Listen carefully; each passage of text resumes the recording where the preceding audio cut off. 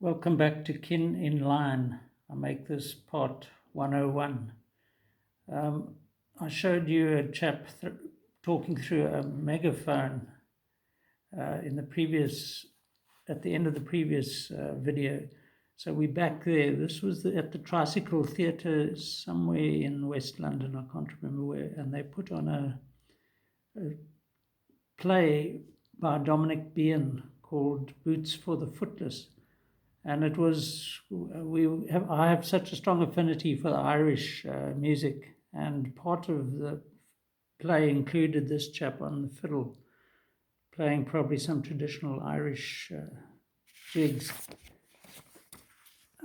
These are two of the characters one of the characters drawn twice, that was part of the, or who was part of the show. And I think on the back is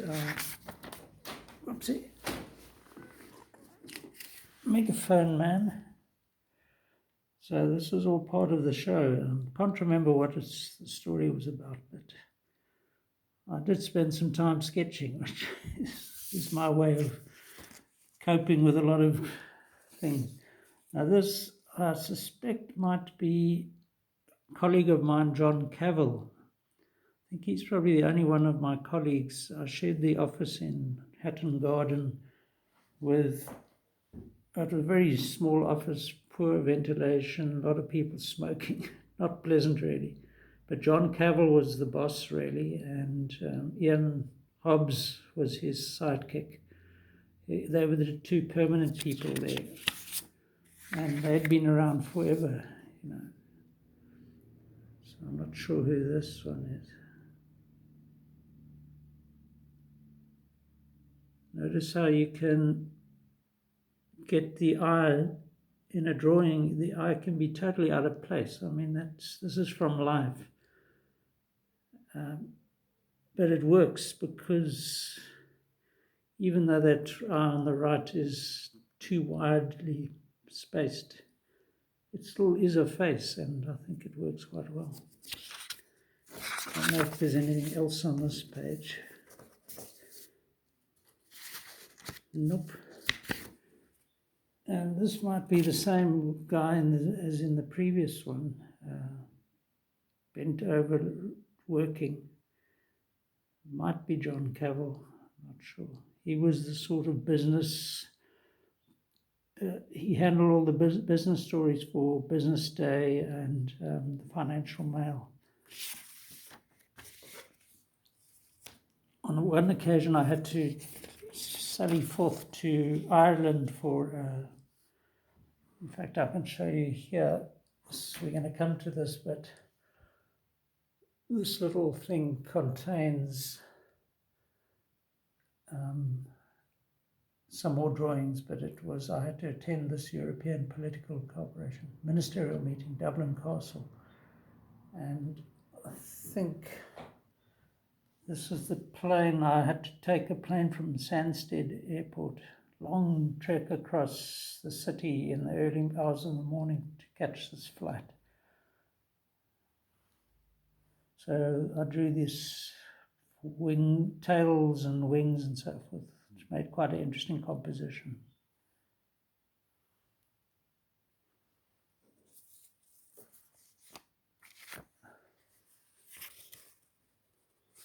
Just a few notes here that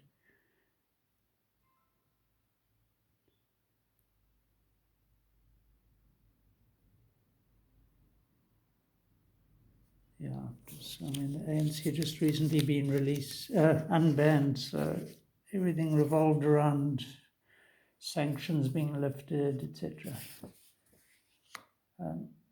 So where I worked, I caught the tube mainly to Blackfriars station, and then popped out, and one of the first things I saw each morning was the dome of St. Paul's Cathedral, just half a kilometre away. So I had to get it drawn, of course. And then I think it was on our first wedding anniversary, Anne and I, Robin and I are going to get into trouble for that.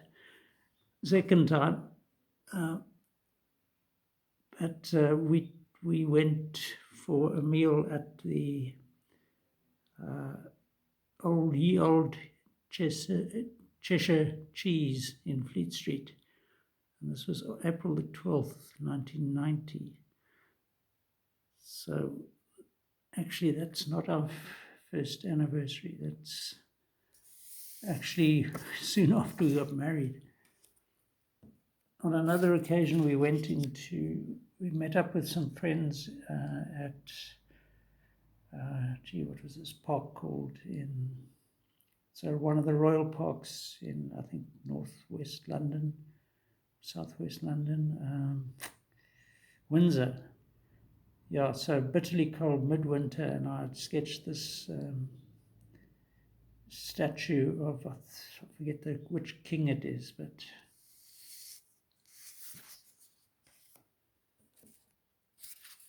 yeah.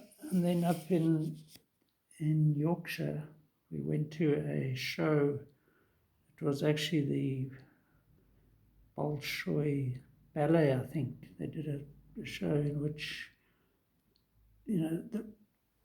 Russia was back, Soviet Union was collapsing, and I think this was the first time the Bolshoi had been able to come out to the UK in decades. I could be wrong. And anyway, they performed this ballet, but they were dressed as cats and various other things. And I think that's where I drew these sketches of people we were up in Leeds, I think. Maybe a town hall or something, or some theatre there. And here's a similar sort of view of their stalls.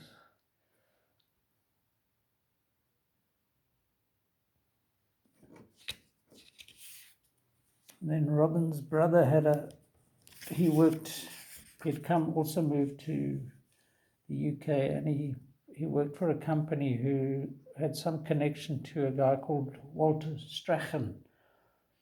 And Walter was quite aged, as you can see in this drawing I did of him. Let's just focus it a bit.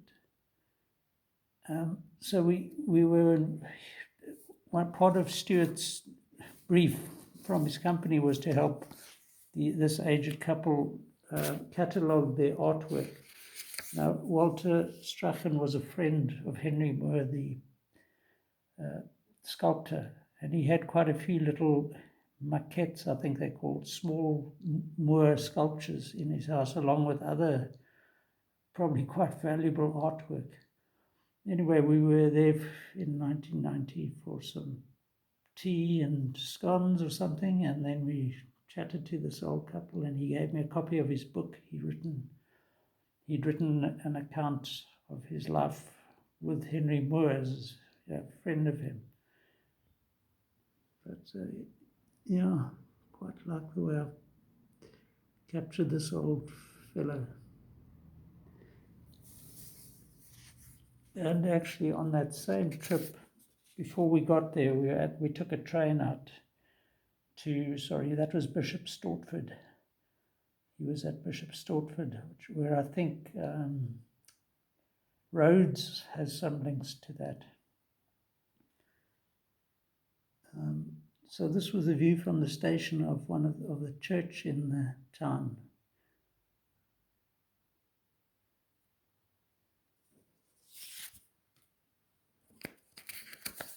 And yeah, one of our local pubs had a room at the back called the Shebeen, where a band, an Irish duo called the Crack. Crack is a sort of a jawl in South African terms, or a party, and the Crack performed traditional Irish music, and I have quite a few sketches of the two guys that played there.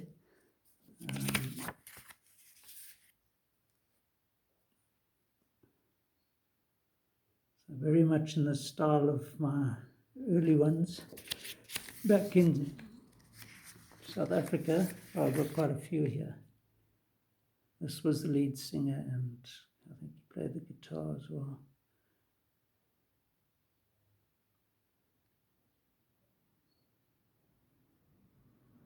And accompanied by this guy on the fiddle.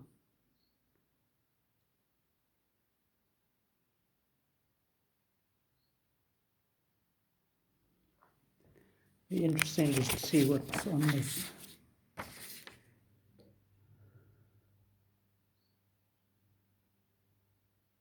Goldman. Yeah, sure. No idea what that's about.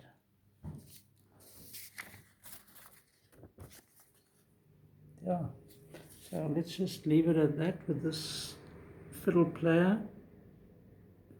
Did a nice version of, actually did a tribute to Luke Kelly of the Dubliners, which they'd written themselves.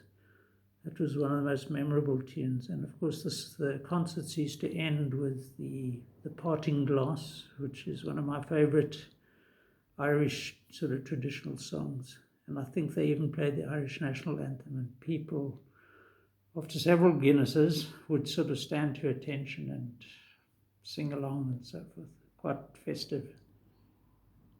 Yeah, well, till next time. Cheers.